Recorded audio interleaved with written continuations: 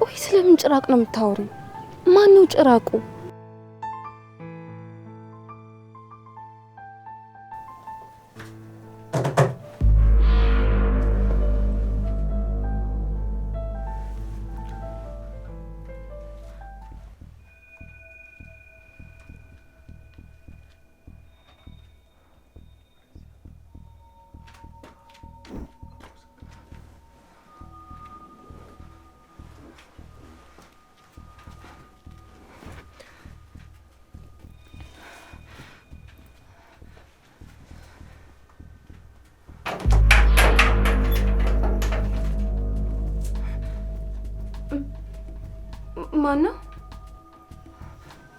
ማነው? ዘወትር እንደማደርገው እየጸለይኩ ነበር። ድንገት ጮህ ሰማሁ። ደህንነትሽን ለማረጋገጥ ነበር የመጣሁት። ከተማ ውስጥ ሲመሽ እየጠበቁ ክፉ አመላቸው የሚገለጥ ክፉዎች አሉ። ይህን ሰፈር አላምነው። በውስጡ የበግ ለምድ የለበሱ ተኩላዎች በየቦታው አሉ። ልጠብቅሽ ይገባል። እረኛሽ ሆኜ ጠብቅሽ ዘንድ ነው ጌታ ወደ እኔ ያመጣሽ። ደህና መሆንሽን ለማረጋገጥ ብዬ ነው። ከረበሽኩሽ ለጌታ ብለሽ ይቅር በይኝ።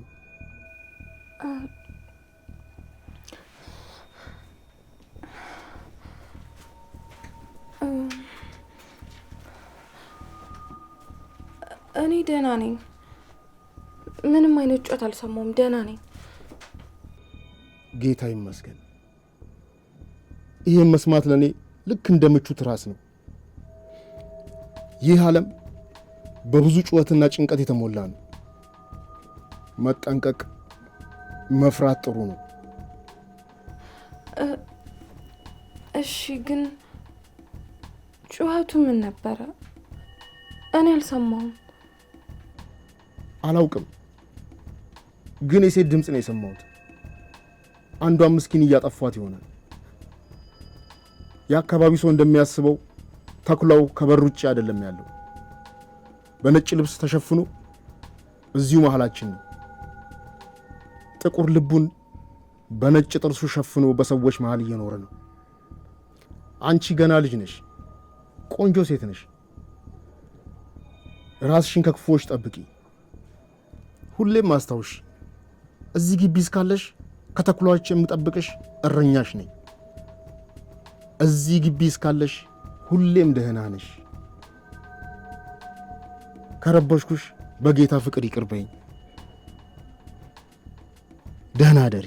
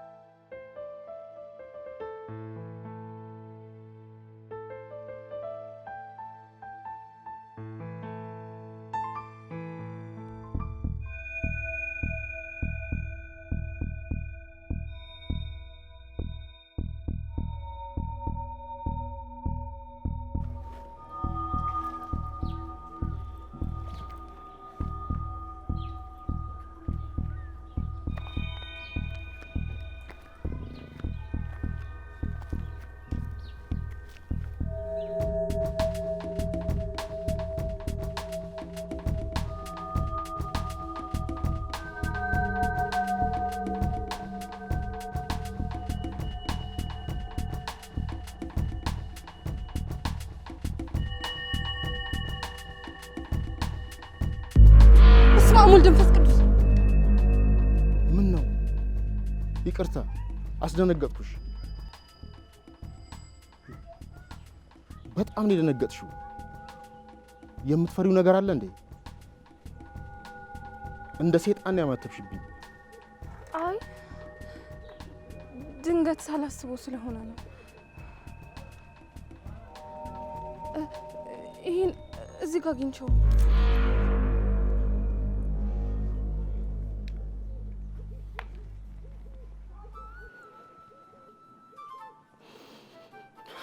ጠፍቶብኝ ስፈልገው ነበር። የትንሿ ሴት ልጄ ነው። ለልደቷ ነበር የገዛሁላት። በጣም ነበር የምትወደው።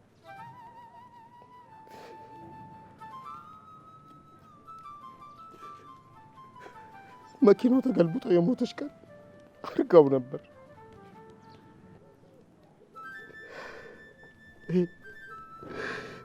ከመኪናው ስር አስከሬኗ ተጎትቶ ሲወጣ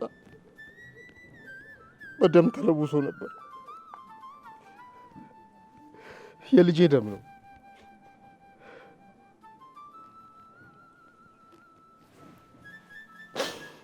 ይቅርታ።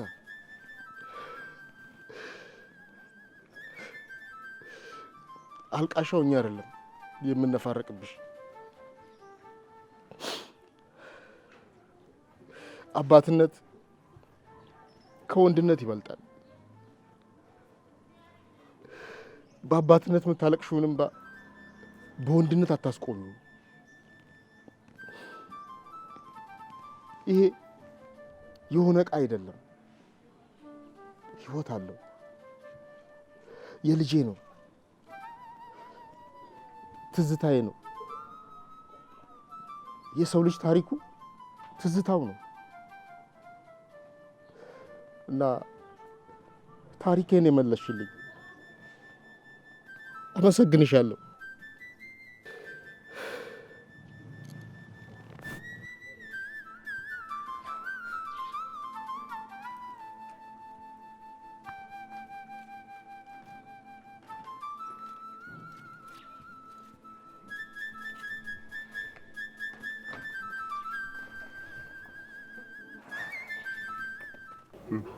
ይሄ በጣም አስፈሪ ነገር። ዛሬ ደግሞ ሌላ ልጅ ጠፋችሁ። የአቶ ሞገስ ልጅ ነች የጠፋችሁ። ታውቃታለች? ሴት ልጅ ትንሿ አቶ ሞገስ ልጅ። አዎ ያቺ ቀይ ቆንጂዋ 17 ዓመት እንደዛ ቢሆናት ነው አይደል? ኧረ 17 16ም አይሆናትም። የ9ኛ ክፍል ተማሪ እኮ ነች። አባቷ ራሱ የሚያደርገው ጠፍቶት እብድ እየተጫወተ ነው። ልጅን እያለ ይጫወታል። እናቷ መጥፋቷን ሰምታ የደም ግፊቷ ጨምሮ ሆስፒታል ገብታለች። መትረፏንም እንጂ እኔ ቆይ ግራ የሚገባኝ ነገር ይሄ ሴቶችን ብቻ እየመረጠ የሚያጠፋው ነገር ቆይ ምንድን ነው? የከሌ ልጅ ጠፋች ስትባል ነው የምንሰማው። ተገኙ ሲባል ሰምተን አናውቅም። ቆይ ፖሊስ ምንድን ነው እያደረገ ያለው? አይ ፖሊስ እንደ ህዝቡ ራሱ ነው የሚገረመው። የሚገርም ነገር እንዴት? ምንም የሚያውቀው ነገር የለም ፖሊስ። ምንድነው የሰማችሁት ነገር አለ? የሰማችሁት ነገር ካለ ንገሩን ይላሉ። እሺ ስንነግራቸው ደግሞ እናጣራለን። ወይ አጣርተው የተጣራ ነገር አይነግሩህም። እንዴው ፈጣሪ የተጣራ ነገር ራሱ ያምጣልን በኪነ ጥበቡ እንጂ እኛ ምኑን ነገር እንትን እንላለን ብለን ነው። ሴት የተመረጠ እንትን የሚባልበት ቦታ ግራ የሚያጋባ ነገር ነው። በል እስኪ እንደው እናትየዋ ደግሞ እዛ ሆስፒታል ነው ያለችው። እሷን እስኪ ደግሞ ልሄድና ልጠይቃ። አረ ልትሄድ ነው? በቃ ልጠይቃ። እሺ ደህና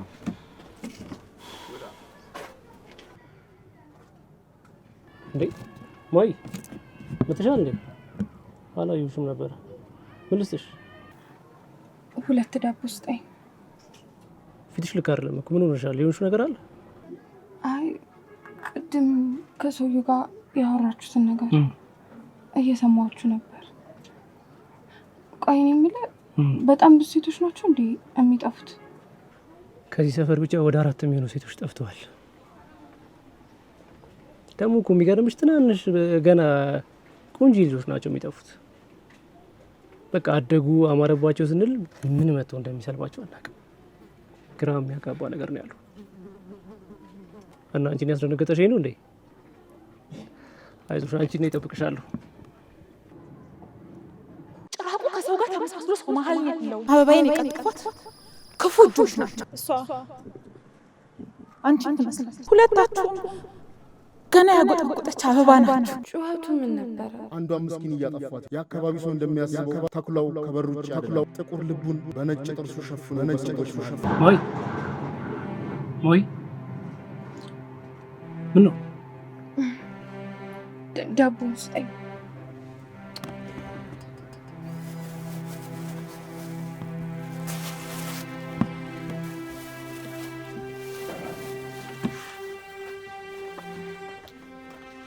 ሞይ አረ መልስ ረስተሻል።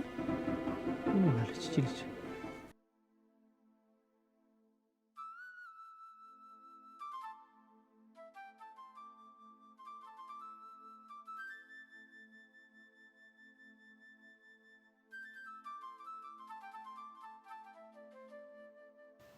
ነገ ነው ኪራዩን የምከፍልበት ቀን።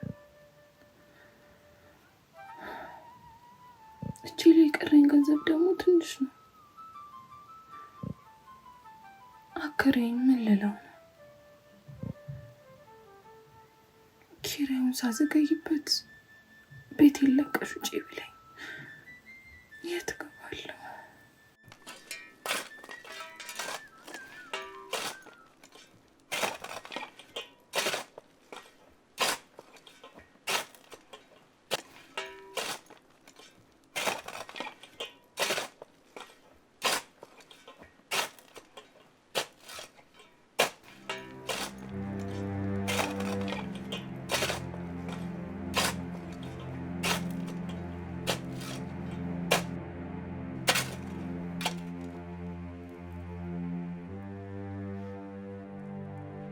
አትፍሪ።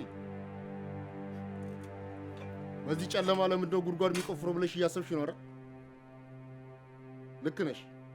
ማሰብሽ ትክክል ነው። ሰው በጨለማ ጉድጓድ ከቆፈረ ችግር አለ ማለት ነው።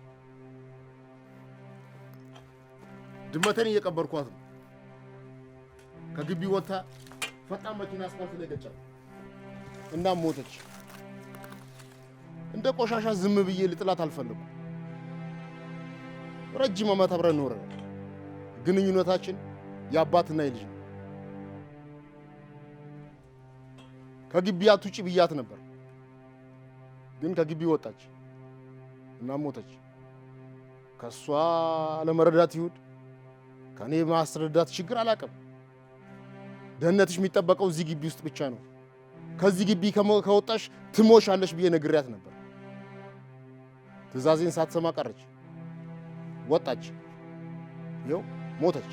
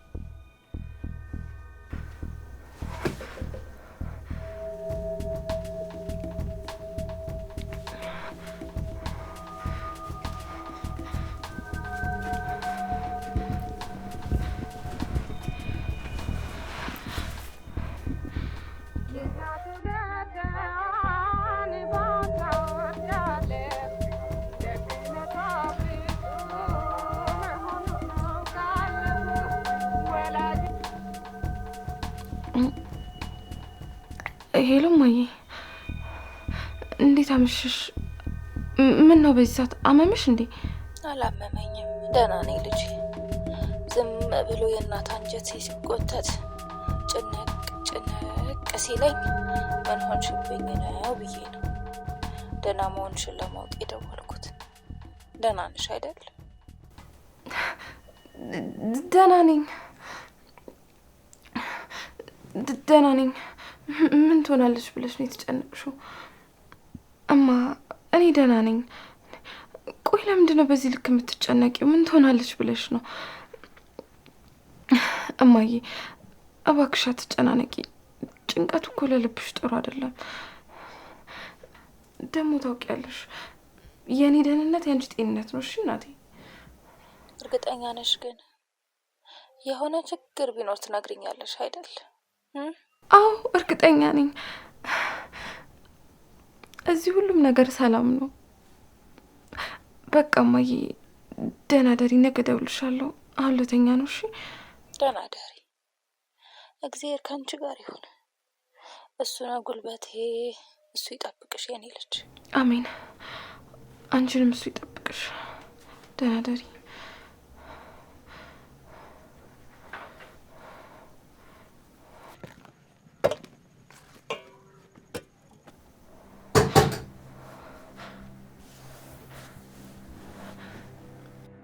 አስቀድሜ ልንገርሽ ብዬ ነው። እዚህ ቤት ከገባሽ ነገ 1 ወር ይሞላሻል። እናም ነገ የቤት ኪራዩ መክፈል እንዳለብሽ ላስታውስሽ እፈልጋለሁ። መኝታሽን ከረበሽኩኝ እባክሽን ለጌታ ብለሽ ይቅር በይ። ደህና ደሪ።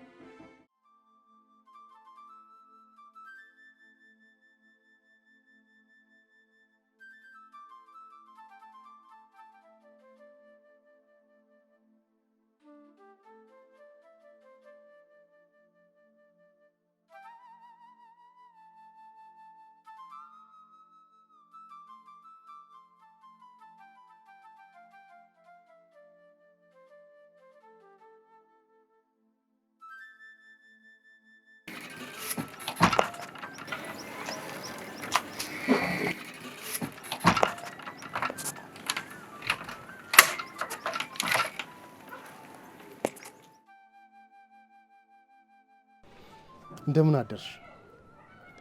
ጸሎት ላይ ነበርኩ። የእግሮሽን ኮቴ ሰምቼ ነው የወጣሁት።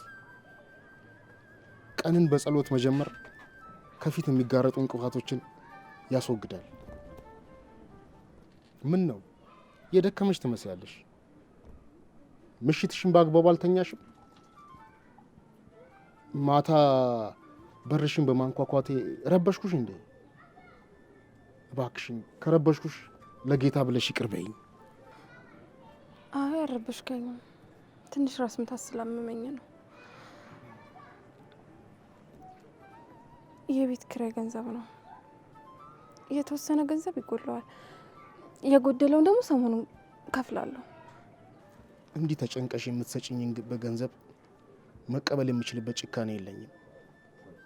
ገንዘቡን ያዡ። ሲኖርሽ ትከፍኛለሽ። ቤት እግዚአብሔር ነው ይላል። እግዚአብሔር በሰጠኝ ቤት የእግዚአብሔር ልጅ ማስጨነቅ አግባብ አይደለም።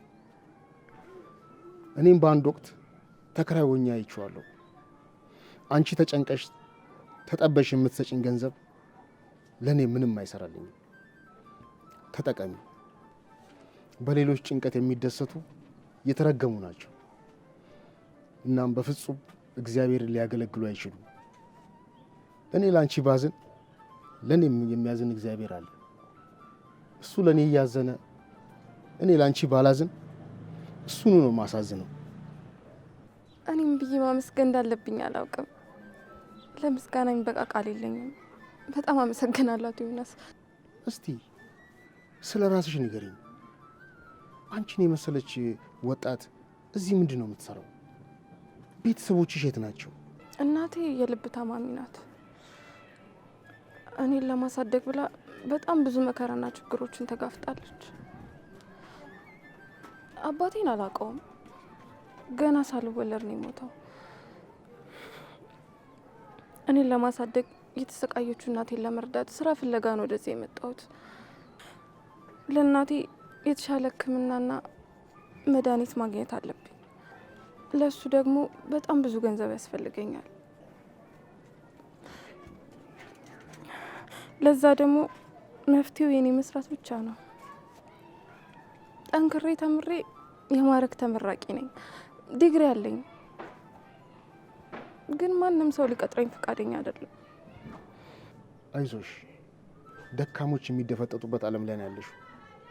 በዛ ላይ እውቀት የማይከበርበት ህዝብ መሀል ነው የተፈጠርሽው። ስሜትሽን፣ ቁጭትሽን እረዳዋለሁ።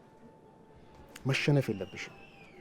ከተሸነፍሽ ጨካኞች ይደፈጥጡሻል።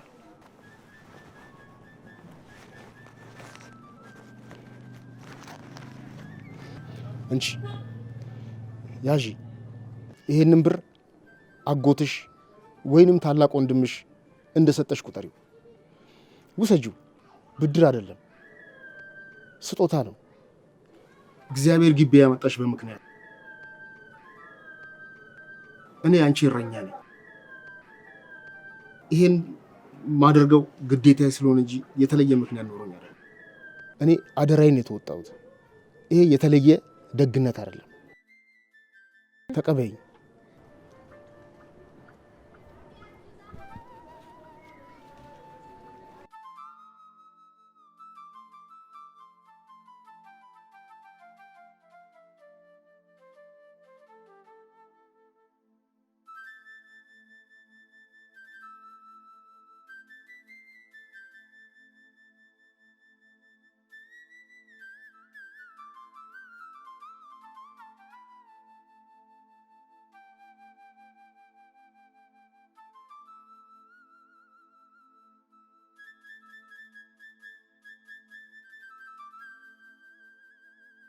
እስቲ የትምህርት ማስረጃሽን አምጪና በሆነ መልኩ ስራ የምታገኝበትን መንገድ እፈልጋለሁ። አይዞሽ፣ ሁሉም በጎ ይሆናል።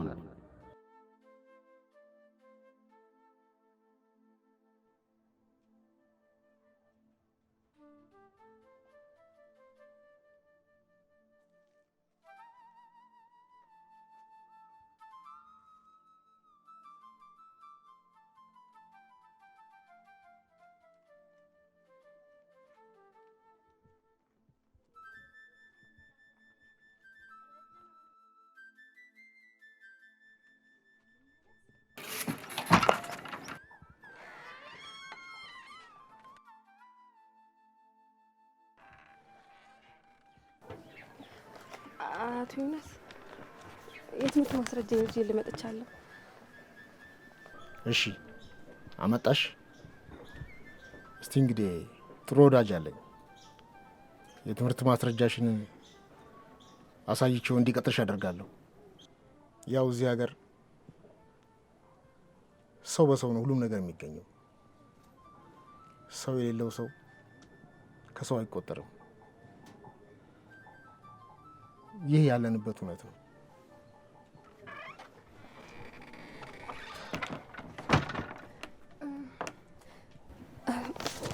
በድጋሚ በጣም አመሰግናለሁ አቶ ዮናስ።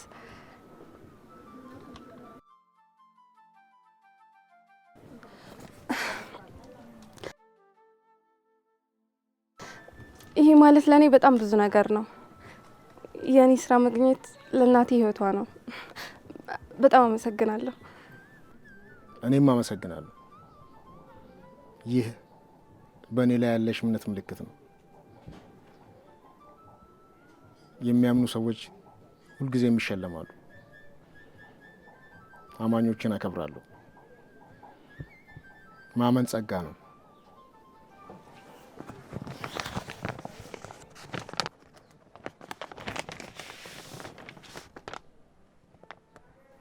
ፎቶኮፒ ነው።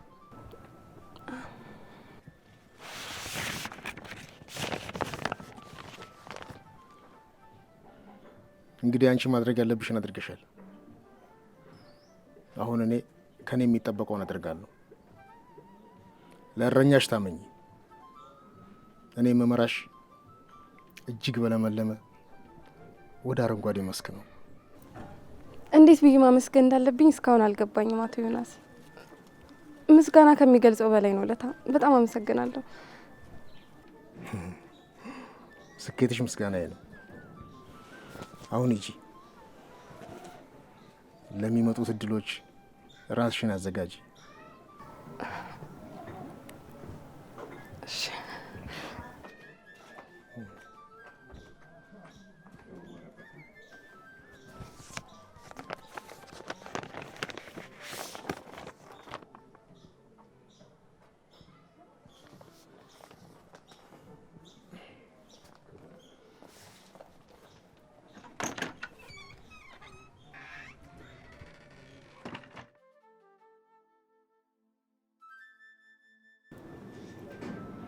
አንቺ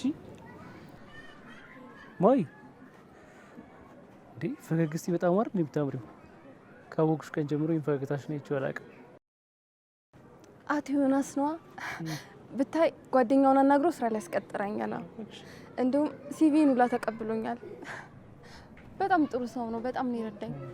እንዲሁም ምን እንዳለኝ ታውቃለህ? የቤት ኪራይ ልስጥ ስለው አልቀበልሽም፣ ስታገኝ ትከፍያለሽ አለኝ። በጣም ነው ይረዳኝ።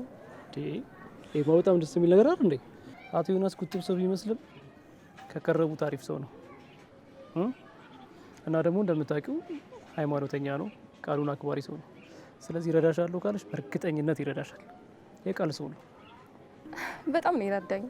እና ደግሞ ማይ ነገሮች ከባድ ሊሆኑ ይችላሉ። ጥሩ ነገሮች እንዳሉ እንድትረሺ ሊያደርጉሽ ይችላሉ። ግን እንዳትሸነፊ። ለሁሉም ጊዜ አለው። እሺ ፈገግታ ፀሐይ ነው። ያው በዙሪያሽ ላሉት ሁሉም ያበራል። እቺን ፈገግታሽን ብታስቀጥያት ነው የሚሻልሽ። እና ደግሞ ማለት ነው የሆነ ነገር ካስፈለገሽ እንደው የልብሽንም ለማውራት እኮ ሊሆን ይችላል። እኔ ያለው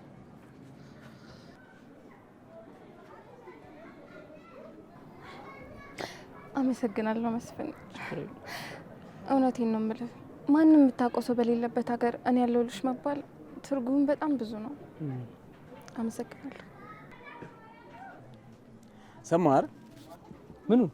የአቶ ሞገስ ሴት ልጅ ጫማ ወንዝ ዳር እኮ ተጥሎ ተገኛሉ። ጫማው ብቻ? አዎ ጫማው ብቻ። ወንዝ ዳር ሌቦቹ መደበቂያ ሰፈር ላይ ተገኘ እኮ ጫማው። የልጅቷ? የልጅቷ። ቆይ ልጅቷስ? ልጅቷ የት እንዳለች ምን እንደሆነች ምንም የታወቀ ነገር የለም። ይህን ስንጠይቅ ትክክለኛ መልስ የሚሰጥን ሰው አላገኘንም። በጣም የሚገርመው ነገር ምርመራ ላይ ነን ነው የሚሉት። ብቻ በጣም አስቸጋሪ ነው። ከተማው በጣም አስፈሪ እየሆነ ነው። ዘረፋ ነው ይላሉ። እንግዲህ ታዲያ ዝርፊያ ከሆነ ልጅቷ ለምን ጠፋች? ማለት የሚፈልጉትን ወስደው ልጅቷን አይመልሷትም ነበር እንዴ? እኮ ይህንን ስጠይቅ ትክክለኛ መልስ የሚሰጥ የለም። በጣም እንትን የሚለው ነገር እሱ ነው። ብቻ ነገሮች ሁሉ አስፈሪ ናቸው። ከተማው አስፈሪ እየሆነ ነው። የሴት ልጅ አባት መሆን በጣም አስፈሪ እየሆነ ነው በከተማ ውስጥ። ብቻ እንዴት እንደምናደርግ ግራ የሚያጋባ ነገር ነው።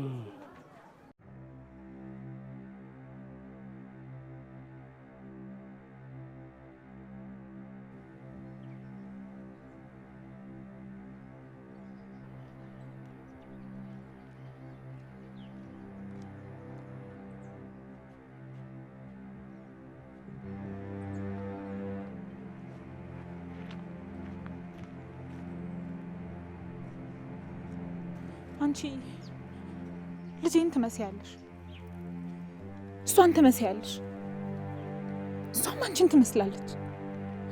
አንቺ እሷን ነሽ፣ እሷም ደግሞ አንቺን ናት። የበግ ለምድ የለበሰው አውሬ ሰዎች መሀል ነው ያለው። አውሬው ደግሞ አበቦችን ይቀጥፋል። አበባዬንም የቀጥፋት እሱ ነው። ሰው ሰውን ይበላል፣ አውሬው ሰው ይበላል። እኔ ምን እንደምታወሪ እየገባኝ አይደለም። እባክሽ ተይኝ። እኔ ለራሴ በጣም ብዙ ችግሮች አሉብኝ። ሌላ የማይገባኝን ችግር አትጨምሪብኝ። እባክሽ ተይኝ።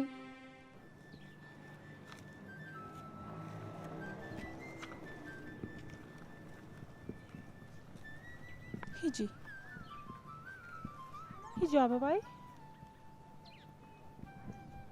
አውሬው ግን አበቦችን ይቀጥፋል። ሂጂ ሂጂ።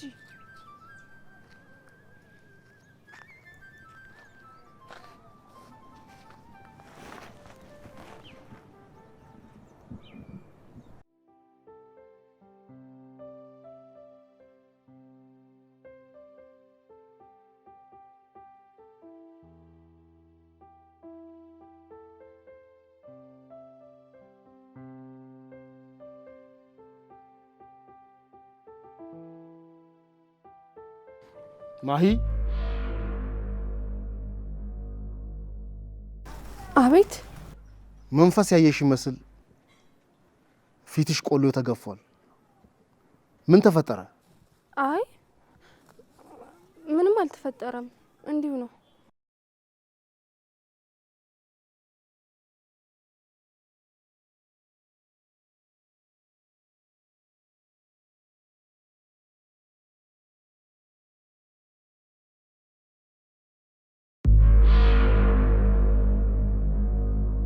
በአካባቢው የጠፋችው የሞገስ ልጅ ጫማ እንደተገኘ ሰማው። በእውነት እጅግ አሳዛኝ ክስተት ነው። ልጅቷ አንድ ፍሬ ልጅ ነበረች። ማን እንደቀነጠሳት ማን ቆርጦ ከቤተሰቦቿ እንዳራቃት አይታወቅም። እዚህ አካባቢ የበግ ለምድ የለበሱ ተኩላዎች አሉ። ተኩላው ሩቅ አይደለም፣ ከዚህ በር ውጪ ነው። ከዚህ ግቢ ውጪ ሁሉንም መጠንቀቅ አለብሽ። በመሀከላችን ተኩላው ማን እንደሆነ አይታወቅም። ተመስሎን ነው የሚኖረው። ማንንም እንዳታምኝ፣ መራቅ አለብሽ። አንዳንድ ሰዎች ልክ እንደ ወንዝ ናቸው። እያሳሳቁ ይወስዱሻል፣ ከዓላማሽ ያዘናጉሻል። ከመሰናከል ተጠንቀቂ። ያዘነ መስሎ የሚጎዳ የወደደ መስሎ የሚገድል ብዙ ሰው አለ። ተጠንቀቂ። ከጥርሳቸው ጀርባ ጥቁር ልብ ካላቸው አስመሳይ ሰዎች ራቂ። ብልህ ጠንቃቃ መሆን አለብሽ። ትኩረትሽን ከዓላማሽና እናትሽን ከመጦር እንዳታነሽ። ትክክለኛ ድል የሚመጣው ከትኩረት እንጂ ከፍቅር አይደለም። የወደደ መስሎ ከሚቀርብሽ ወንድ ራቂ።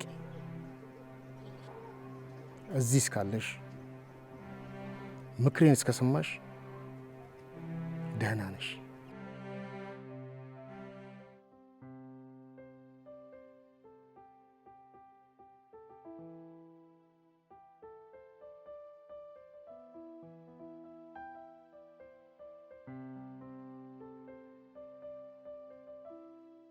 አዎ እማዬ፣ አከሬ በጣም ጥሩ ሰው ነው። በዛ ላይ ደግሞ ሃይማኖተኛ ነው ብታይ። ደግሞ ጓደኛውን አናግሮ ስራ እንደሚያስቀጥረኝ ቃል ገብቶልኛል እና የትምህርት ማስረጃዬን አምጪ ብሎኝ ሰጥቼዋለሁ። ፈጣሪ ባርከው። የእግዚአብሔርን ስራ የሚፈጽሙ ጥሩ ሰዎች እኮ በየቦታው አሉ። ሁሉንም እሱ በጥበቡ ያሳካው። አሜን እማዬ። ደግሞ ታያለሽ፣ ሁሉም ነገር ይስተካከላል። ህልማችንን፣ ጸሎትሽን አሳካዋለሁ። እንዲህ እንደባከንሽማ አትቀሪም። ሰርቼ እንለወጣለን። እሺ፣ ይሄ ጨለማ አልፎ የኛም ቀን ይመጣል። ብታይ ወደ እሱ ግቢ ፈጣሪ እንዳመጣኝ ነው የሚያምነው። እረኛሽ ነኝ፣ እጠብቅሻለሁ ይለኛል። በዛ ላይ ደግሞ በጣም የሚያሳዝን ታሪክ ያለው ሰው ነው። 2 ልጆቹንና ሚስቱን ባደጋ አጥቷቸዋል። ብቻ ግን ጥሩ ሰው ነው እማዬ። ጸልይልኝ።